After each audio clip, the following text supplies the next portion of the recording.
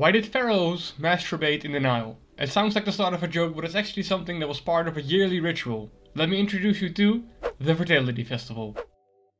The ancient Egyptians used to believe that their god, or their main god, Atum, had kind of ejaculated the universe into existence. And the closest thing the ancient Egyptians believed they had to the gods were the pharaohs, and I think you can kind of see where this is going. Now, the Nile was the main source of fertility for the lands, and as a way to pay homage to God Atum's ejaculation of the universe, the pharaoh would ejaculate into the Nile, hoping it would bring a good harvest season. Now, this is where it gets interesting, because for some reason, all other men would also decide to ejaculate into the Nile. Everybody. What a sight it must have been, where everybody in the city is just... Like, imagine running into a coworker there. Oh god. Yeah, that's Bob. Oh my god, I know him. Yeah. He's an accountant at work. Oh, is he still watching? Oh god. I'm gonna go say hi, I think. Yeah. Hey Bob, how you doing, man? The estimated size of ancient Egypt was between like 1 and 1.5 million people, so assuming 50% of those were male, we're talking about 500 to 750,000 people masturbating in the Nile. Like, what?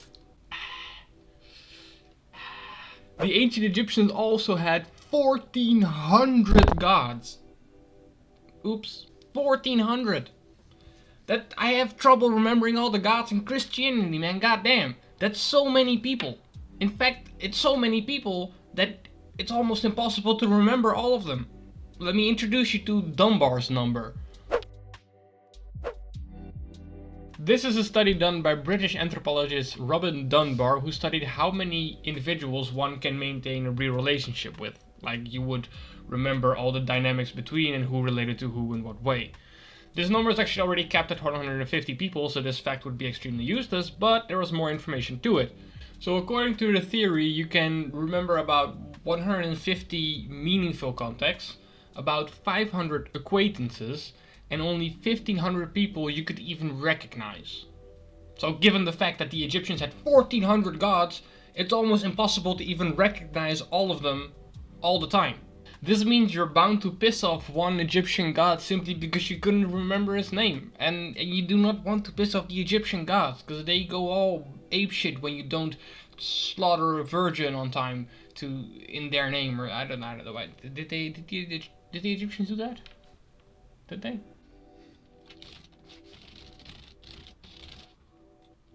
They did not. I'm sorry, ancient Egyptians, for falsely accusing you. It's apparently fine to not remember any of your gods. I'm sorry. The ancient Egyptians also invented quite a lot of stuff. Granted, they lived for quite a while, so they had some time to invent some stuff, but still some quite innovative stuff. I'll bring them up right here. But we're gonna talk about toothpaste. That's right.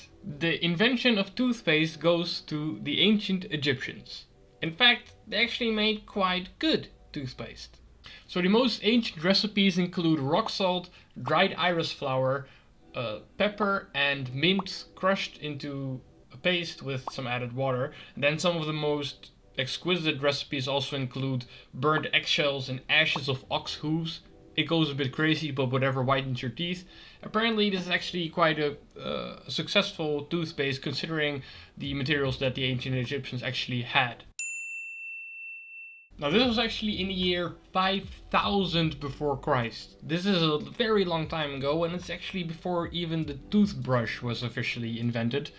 I couldn't find how they brushed their teeth. I don't know, a stick, their finger, I'm not really sure. But toothpaste is actually older than a toothbrush. Then in the 1800s, for some reason we went to the wrong direction because we started using soap to brush our teeth, and that's actually not as useful. So the ancient Egyptians were a lot better at brushing their teeth than we were to about like 150 years ago. Now though, I mean, with the invention of fluoride,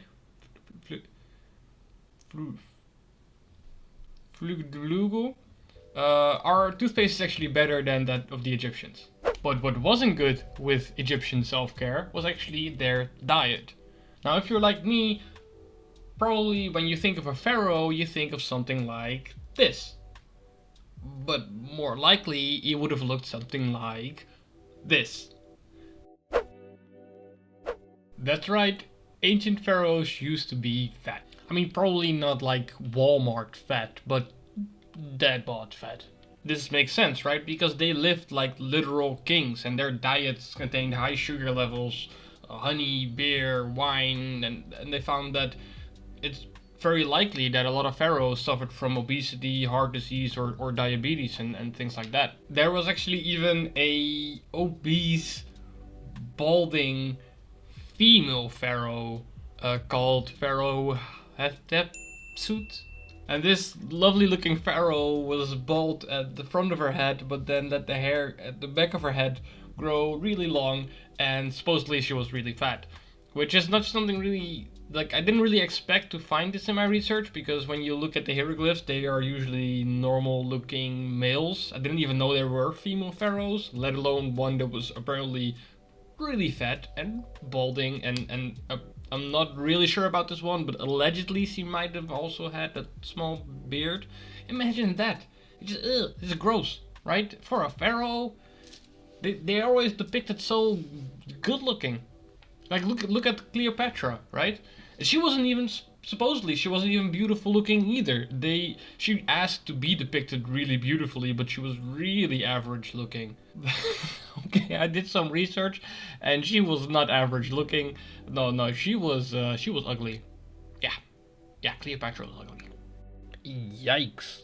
Oh my god! And I haven't even mentioned Pharaoh Pepi II. This guy was, I mean, if anything, he should be called Pharaoh Petty II, because this pharaoh was so petty. How petty is he? He hated flies so bad that he had 2 slaves covered in honey around him 24/7 to keep the flies distracted from him. And this is not even a joke. Like, how? It's so crazy to think that people actually did this. Like, hey, what do you do for a living? Yeah, stand next to a pharaoh all day covered in honey to keep the flies distracted from him. So don't delay to keep those flies away. Get your King Peppy Super Sticky Anti-Fly Honey Slaves today. Available from all good slave traders. Honey and flies not included. Oh, and did you know that King Tutankhamun, which is, at least from my understanding, the most famous pharaoh, was 9 when he got to power? Like, he was 9. Imagine being the ruler of, like, America when you were 9. Unfortunately, he also died rather quickly. He died when he was like 18 or 19, so he never actually really was an adult while ruling the biggest country in the world, and he most likely was still doing his goddamn math homework while he was also ruling Egypt. And for the last one, we still have not completely discovered the insides of the pyramids of Giza.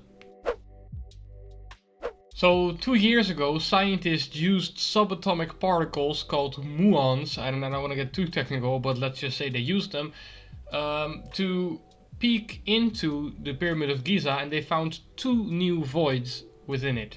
Now, there are several speculations on what these voids would be: an internal ramp for construction, new burial chambers, just another room, aliens, who knows. Now, the point is that these voids are quite big. They can uncover quite a lot of secrets about these ancient Egyptians, but unfortunately there's no known corridor to these voids. So how are we ever really gonna get into them? We can't drill into the pyramid because of instability, and the Egyptian government doesn't really want that. So scientists are gonna try to scan this whole thing again with the same muon process, which takes a very long time to get another glimpse.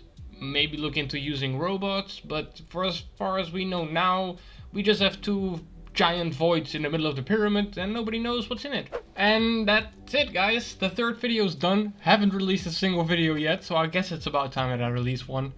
And I might see you in the next one. Oh, right. Good YouTubers always have those fancy ass end screens, right? So I also found one. Definitely did not create one. I just googled one, and I will create one in the future. But fancy ass shit, man. Here we go.